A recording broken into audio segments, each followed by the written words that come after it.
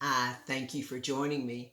I'm going to be reading the Earth Class Notes, written by the 12th Apostle, entitled Simplicity versus Complexity.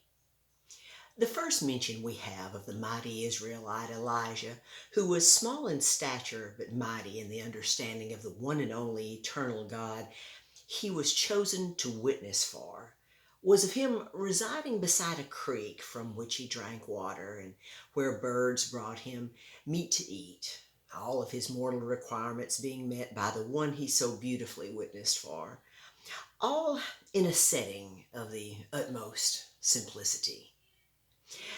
Yet, within the godlike soul of this simple looking man, perceived through the mortal eyes of those without understanding, resided great strength of resolve and great understanding, to the extent that, in all likelihood, he understood all that was available to him at that time. Though he lacked a formal education and did not have the technical knowledge that we have today, Elijah understood and acted upon the following principle.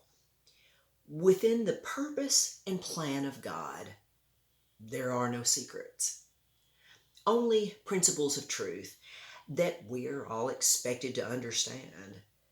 Within his mighty soul, he understood that complexity is simply a myth that only resides within the souls of those who do not understand simplicity.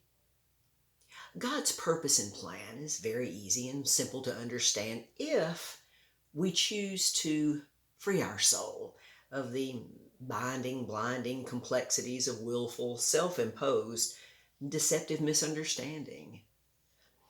Souls of fallen humanity who don't want to understand the truth hide themselves behind the camouflage of complexities, such as, well, God is infinite and we are merely finite. Similar to what mighty Moses wrote of Adam and Eve hiding from God behind the trees within their garden. Elijah understood by believing to see the simplicity within God's plan.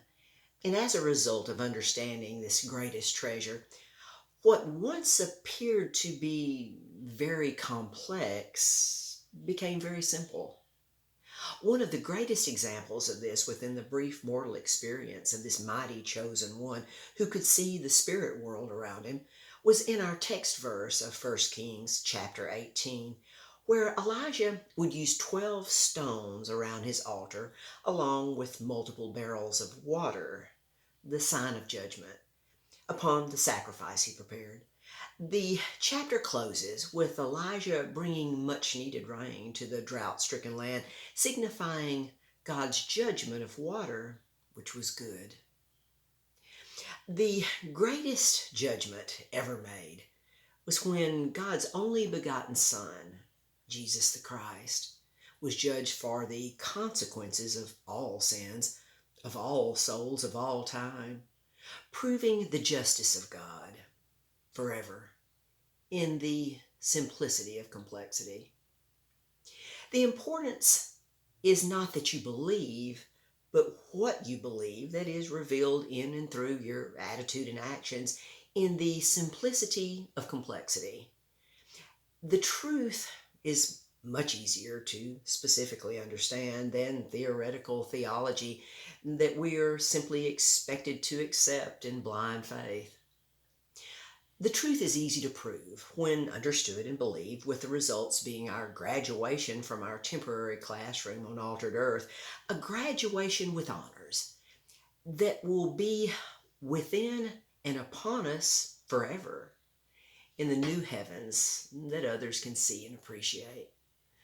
The simplicity of complexity proves God's great love for all souls of all time, but not the same as our love should also be, but having no room for hate and vengeance, jealousy and revenge, envy and beguilement, ever, but a continual attitude and action of thanksgiving for our great God and others.